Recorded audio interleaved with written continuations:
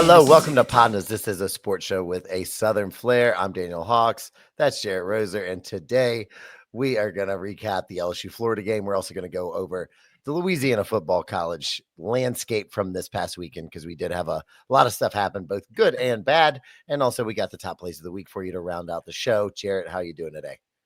Not too bad, man. Congrats on getting the back on track with the point and whatnot. It made me wonder if we should go back and check statistically how LSU or other teams around the state have performed relative to your points, if there might be something to uncover there. I think there could be. I think I actually, if I had time to take the time to have more time, I would do that time wise. No time left for you, you know? Yeah. Oh man, but it was a bad weekend again, you know. This time we did get the at least the Saints, you know, have won 2 in a row. So yeah, that game I said don't bother watching on Sunday. Just yeah, it's Merry not going to be Christmas. pretty. Merry Christmas. But let's get into the only undefeated coach in the NFL this season right now. Yeah, Darren actually. Versey. I mean, hey, let's go. I hope it keeps going. But what did not keep going is the LSU Tigers breaking of any losing streak. They have that thing going on strong. Yeah, no, they kept going just the wrong direction. It's You're right. bad. You're right. Yeah, I didn't have a good segue there. It's still my brain's still in a little bit of a fog. But LSU drops another game to the Florida Gators, 27-16. They are now 3-3 in conference, 6-4 on the year. Yeah. Do you have anything to say that you would like to say about this game? Sure, Because man.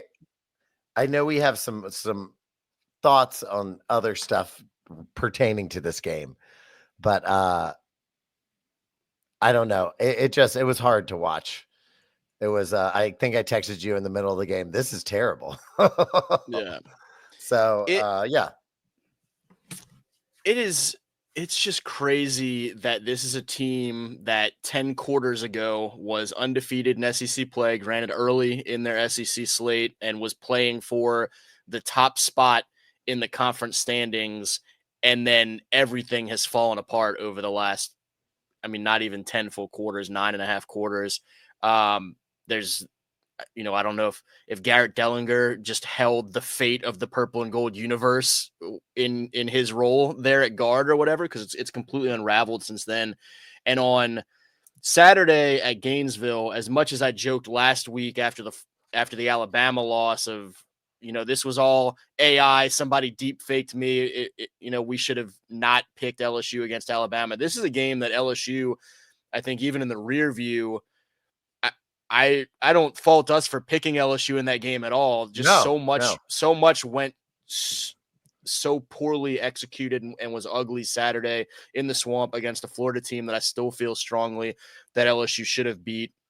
I think you can look at a variety of areas. Certainly you don't want to give up some of these big plays on defense and whatnot. But at the end of the day, this is an offense that didn't finish drives. It's an offense that either up front didn't protect the quarterback, or in the quarterback situation held onto the ball too long at times. And the sum result of that was more sacks in that game than you had given up through the first 9 games of the season. And so you end up in a game where you had a lot of offensive success. You moved the chains better on third downs than had necessarily been the case in the previous 6 quarters. You had more rushing yardage and passing yardage and whatever the first down total number was than your host opponent. And still, because you have to settle for 4 field goal attempts, make 3 of them, miss 1, you find yourself down because you couldn't finish drives and you had 1 costly turnover there in the third quarter. And it was a really frustrating one, honestly. It was. I think, I don't know. The last 3 have all been really frustrating, so I don't want to jump to the recency factor of this is the most frustrating, but they've lost now 3 straight for the first time under Brian Kelly. It's only the 3rd time they've lost 3 straight in the 2000s. And so in the modern era of LSU football, they're getting to a relative low point, which is really frustrating for a team that that looked at itself as a national championship contender just a few weeks ago. Okay, let's talk about this relative low point. While that is true, a relative low point to me is being so terrible that no one cares, or being so bad that coaches' girlfriend's sons are at practice, or being the absolute laughing stock on defense Cook. that we were like 3 years ago before Brian Kelly. Does anyone remember that? That, like, knocking on the door. Does anyone remember that? We were a laughing stock. Couldn't stop anyone. It was terrible. It was one of the worst feelings as an LSU fans, coming off one of the best feelings. And you gave Coach O a year because you lost so many people after the national championship. And that man got Icarus syndrome worse than I've ever seen in my entire life, and let the program fall apart. Yeah, 3 losses in a row sucks, but let's big picture this, okay? Because people calling for BK's job they're idiots. You're an idiot.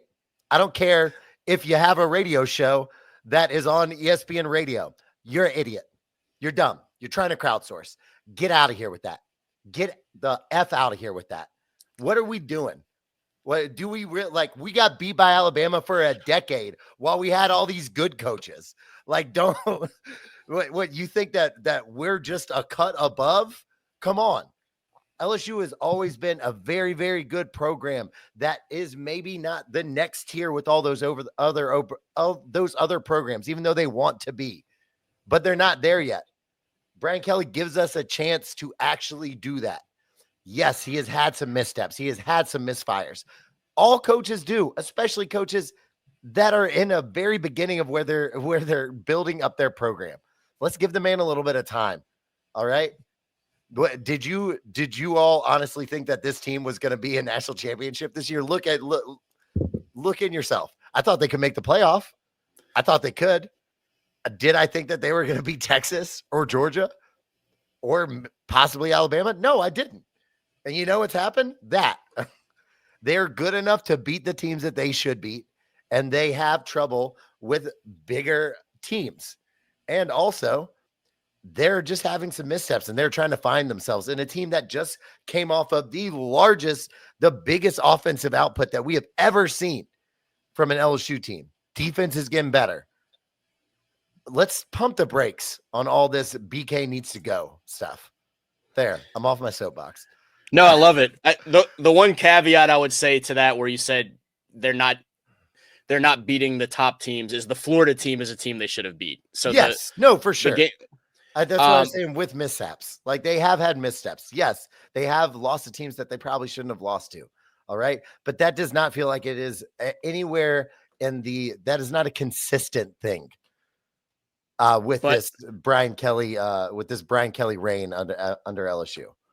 But I do largely agree that the calling for job dynamic is premature, both because of the buyout situation, which that's a whole other story for fans that do feel strongly that there should be a move made when you're on the hook for another $60 million for a guy, and obviously on the heels of everything that went on with Coach O and whatnot.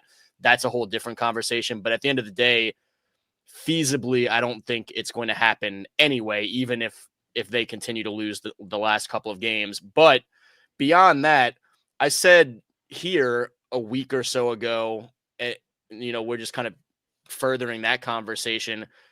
I think people, as high as the expectations are for LSU football at this point, that people want to compete for national championships every year and whatnot, and take anything shy of that as a disappointment. And that's a great place to be as a program when you have high expectations. I think people lose sight of, just as you said, where this program was 2.5 years ago, where Kelly was taking over for a program that had really fallen off the rails in a lot of ways. The roster was down to whatever the hell it was. That the last season, we were tracking week in, week out how many scholarship players there even still were because of how diminished that roster had gotten. And so trying to rebuild a more stable and consistent foundation for the years to come, to not just be a team that, okay, we're competing for a national championship this year and now we're a joke a year later. To build that is a process that I think people are losing sight to some degree of what the extent of that is.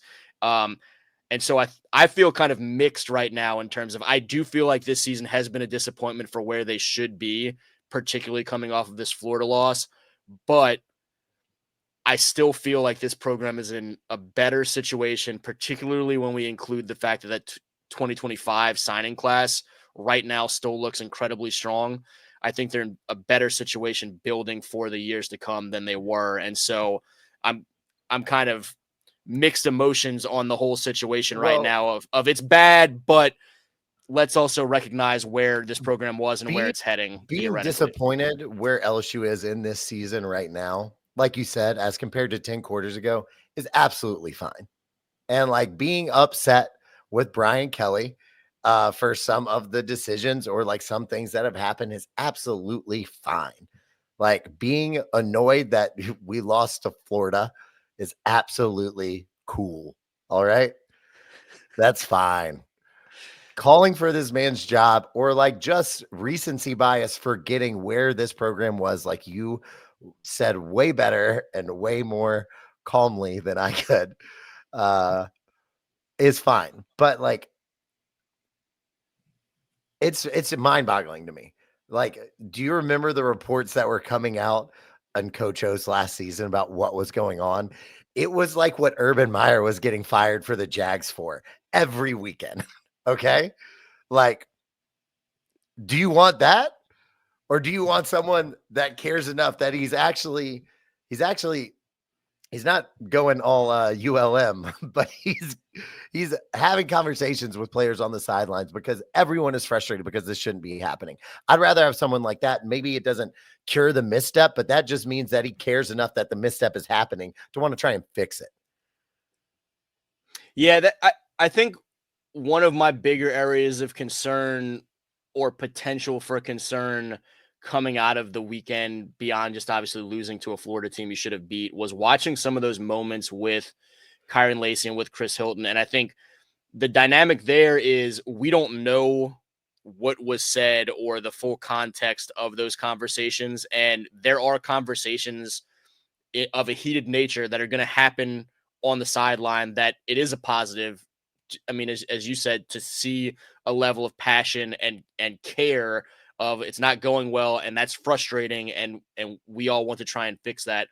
And I think people latched on to those moments, and outside of some of the context of actually being in that conversation, you can wonder how much frustration is geared from the players to BK, and maybe, you know, people have asked this week, has he lost the team? What's the direction of some of that relationship? And if those conversations are signs of that, then I think that's something to monitor. But also, it's very easy to cherry pick moments of 3 seconds here, 5 seconds there on a I mean, sideline that's what the and TV spiral it. yeah, that's what it's an entertainment factor. Like the TV cameramen and the producers and directors, just because you see that thing on on CBS or ABC or Fox or whatever at the time, that doesn't mean that that took place at the same time.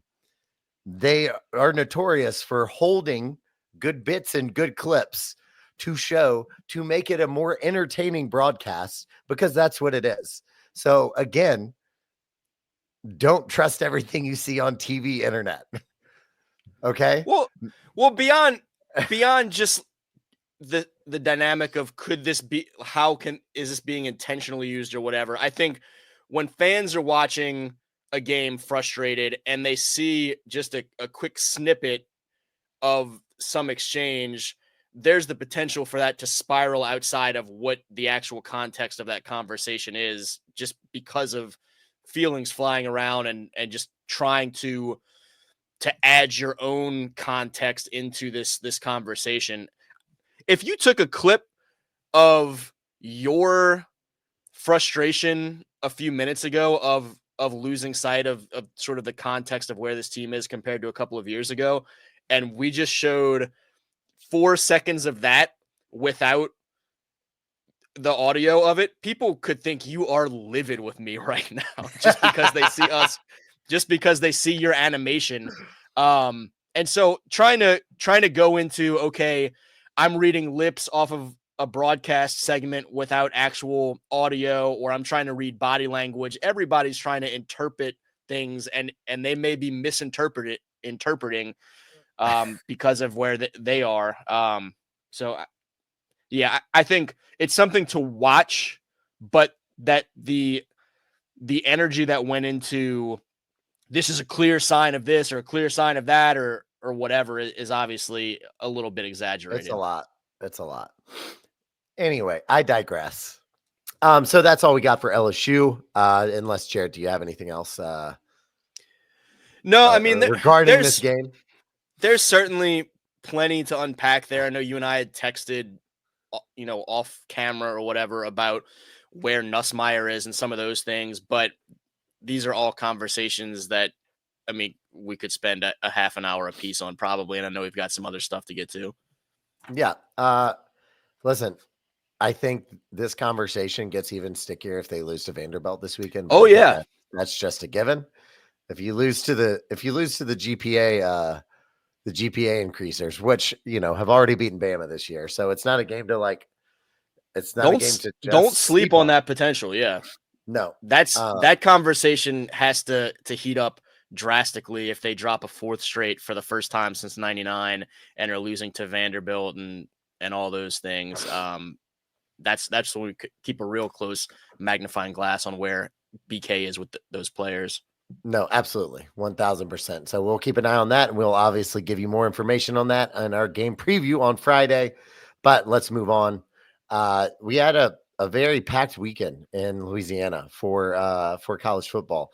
Tulane just absolutely steamrolls Navy, and then the Cajuns drop a tough one. You were in the building for that. You want to tell the people what that game was like, because South Alabama gets up super early, 24-3. Cajuns storm back and then end up not being able to get a 2-point conversion, which ultimately seals their fate. How were you there in the stadium? What was the vibes like after? And also, what was it like being at that game and seeing that comeback fall so short? I wanted them to finish that comeback off so badly, both because I obviously want the Louisiana schools to succeed, and also because very early in that game, my buddy out in Lafayette, Ray Parch, who's a radio host out there, looked at me and said, "This is on you, bringing that LSU funk over the basin, essentially coming out here after we all kind of caught the tail end of that LSU game."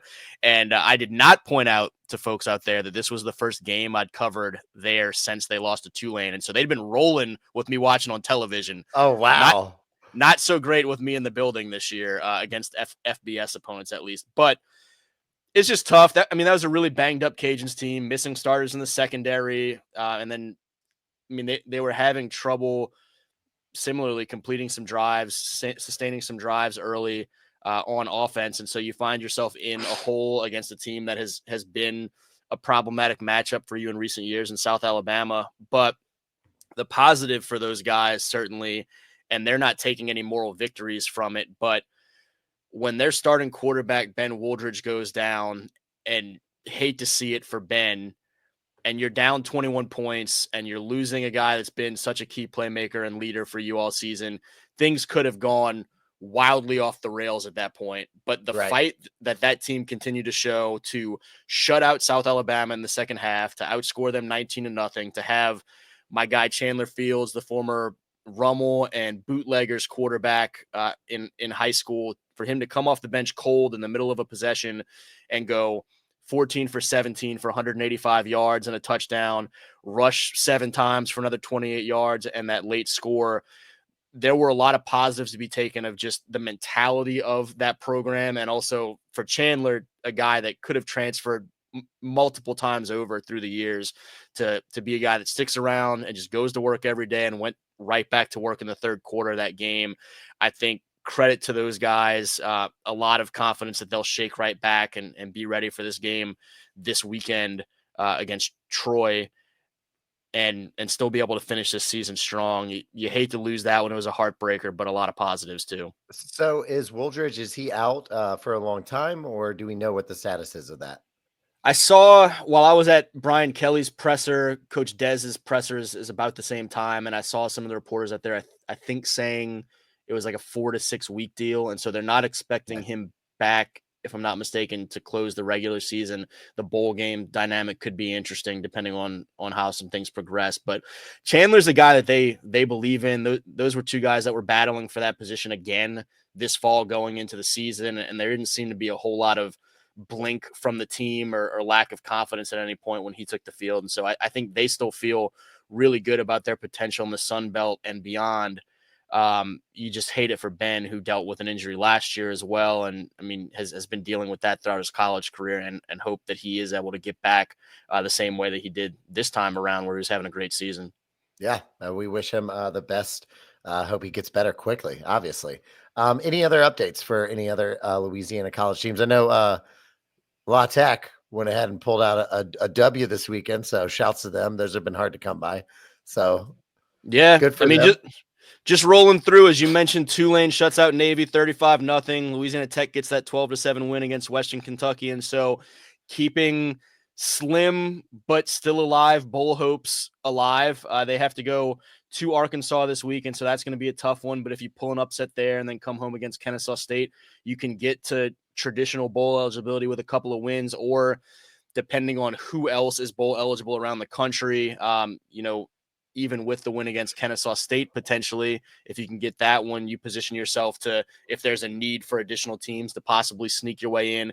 ULM, a tough loss to Auburn, is now their bowl eligibility is in kind of a tight situation as they wrap up the season at Arkansas State and then hosting the Cajuns on Thanksgiving week.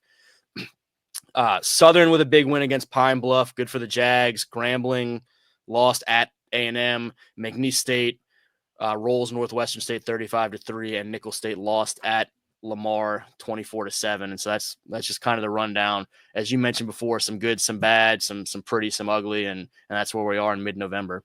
Yeah. Also, let's just shout out the Saints. The Rismus continues. Like you said off air, he's the only coach, undefeated coach in the NFL right now. So is Darren Risler. Will anyone ever find a way to beat him? People are wondering. We don't know. I mean, yeah, that, he's literally resurrected Marquez Valdez-Scantling's career. He's had two of the best games that he's had in a row, I think, ever in his NFL career. So usually he just pops off for one big game of little catches for a lot of yards. He's had two of those in a row. So and also, Taysom Hill. I don't know if anyone could unlock Taysom Hill more than Sean Payton has, but apparently it's the Rizzler. So yeah, be careful when he's throwing the ball, apparently, but let him run and catch and do all the other things. I mean, just Taysom left, Taysom right situation. He had 52 points in fantasy. It was unbelievable. And again, we talked about it going into the weekend. Cleveland is bad. So let's take this for what it's worth. I would love it if we do see this late season resurgence and they suddenly push to sneak into that last playoff spot in the NFC, because they're only a couple of games out of the division at this point because the division is not good. But we could also be looking in a few weeks and saying, wow, it's really cool that we botched our draft stock or draft situation. Well, I don't think you have to worry about that because New York is now starting Tommy Cutlets, aka Tommy DeVito, lives a stone throw away from the stadium, Jersey's own pride. He's going to start for them, and he's guaranteed to at least get the Giants one or two wins they're not supposed to have, like he did last year. So he's going to screw up their thing, and then let's bring in Travis Hunter. All right. We'll leave that conversation for another day, but absolutely, I'm very interested to see at the end of this regular season how the chips all fall in terms of, can the Saints possibly sneak in the playoffs? Are the Saints a high draft pick? Did they kind of ultimately, for a few weeks of excitement, screw themselves into the middle ground where the draft pick's low, but they didn't really make any playoff noise? And so we'll see how it all goes. We will. And they have an off week this week, followed by they will be playing the Rams, which have turned out to be a little bit of a tougher out than normal. But you know, New Orleans has been an easy out for 7 out of the last 8. So let's pump the brakes on whether they're even going to be favored, which I know they probably won't. So let's move on. I did our recaps. I think it's time. I'm still a little flustered from that big rant earlier, but you know what, Jared? Let's do the high school plays of the week. I think it's time. Yeah, we got 4 good ones from the first round of the playoffs, and we will start out in Lake Charles with a sophomore who I absolutely love, Javon Vital from Hamilton Christian. This is a team that at home trailed St. John at one point and got plays like this from Javon where the ball's loose, it's scrambling around. He gets hit at one point trying to pick it up, gets back up, stays in bounds to corral it. Makes guys miss. Probably have some Eagles that wish they would have tackled a little bit better there, but he's off to the races for a 50-yard score. I thought that was going to be a defensive play. One would have thought at a point in this where everything's going backwards a good 10 to 12 yards, but instead Javon gets up, stays in bounds, picks up the ball, reverses field, and makes. Oh my goodness! I mean, ultimately 8 guys on that defense probably had a shot at him at different points in that, but instead he's gone the other way for a touchdown. Have a couple of defensive highlights though, including one, another kid I absolutely love, a senior out at Covington High. He sent it to me Friday night. It's been phenomenal to watch Jeremy Elsie have the season he's had for those Lions, and he came up with another big play for those guys, several really, but this is the one that helped clinch it against Barb as Barb's trying to come back late, and you watch the ground that he covers and then the timing and the leap for an interception to kind of ice things away for a home playoff win for Covington High. I know Jeremy got into the end zone once or twice on offense as well, but really underrated defensive back prospect for Covington that I'm hoping gets a college chance here late because he's certainly capable. Another big defensive play, this one on Thursday night, and this is one that kind of unseated a guy we've talked about before because there were several highlight plays in this game between Evangel Christian and Captain Shreve. Pop Houston, the quarterback, who has, if he hasn't won one of these, he's definitely been a candidate a couple of times and gotten some love in the votes. But as much as we saw more great passing touchdown plays from him, this was a pick 6 on the other side of the ball. Damari Drake, they call him Day-Day, one hands that thing with his right hand there. Oh my God, we got to play this again. Is headed the other way for a pick 6 that iced this thing late. These are 2 teams that people had joked about after their 77-76 regular season game that nobody plays defense, et cetera, et cetera. And Evangel came up with a couple of big defensive plays late to clinch it, get the best, get their revenge in the rematch and advance on. This was a clip from Roy Lang and company up there at 318 Preps, and you watch the middle of the field here. Number 9, I believe it is, Damari Drake, 2026 prospect. Just kind of slings that right hand out there and snags that ball, one-handed interception, and then off to the races the other way for what ends up being the icing on a playoff win cake. And then another play, and this is one I was actually at, but this was a better view of it from Gridiron Football and Daryl Felker, who was out there, a guy who's doing a great job getting started in the industry. A double pass from Desterhan, Jackson Fields to Jabari Mack to Philip Wright for a long gain. Woo! We can watch that one again as well. That set up a touchdown to Jabari, who threw that pass. But Jackson Fields, a junior, over to Jabari Mack, fellow junior, to the LSU committed senior, Philip Wright III, has that track speed. They got him loose on the sideline. A great play by those guys. Since Jackson's gotten healthy midway through the season, the Wildcats are looking much more the part of the expected contender that Destran typically is. And he's kind of stirring the drink there with a lot of weapons on the outside. And you saw a couple of them involved there in Jabari and Philly. Absolutely. And if you would like to vote on this top play, please go to our Instagram. It is PODnas_LA. You can find all the top plays there. catch out some of our reels. It's a nice little fun page to go follow. You should go do it. But we want to hear from you. Who is the top play of the week? We will reveal that on our Friday show. You can also go to LA versus all y'all on Twitter. If you would like to submit your top play, please send it over there or go over to the Louisiana versus all y'all YouTube page where you can catch updates on everything Louisiana recruiting, Louisiana sports. Jared has got all that stuff up to date, and you can find full episodes of PODnas there. Check it out. We want to hear from you, what we got right, what we got wrong, everything in between. Please like, share, comment on this video. If you stuck around this long, we appreciate it. Jared, do you have anything before we get out of here for the people? That's about it. Got a couple of second round high school games we'll be covering Thursday and Friday. Estruma at Haynes Academy, and then Cecilia at Lutcher. And then we'll be in Tiger Stadium. We'll talk more about this game against Vanderbilt in a couple of days, but just make sure to keep up throughout the week for a lot more high school and college coverage from around the state. Absolutely. And listen, until then, we'll see you guys. PODnas out. This a ticket talking Mazda for the biggest.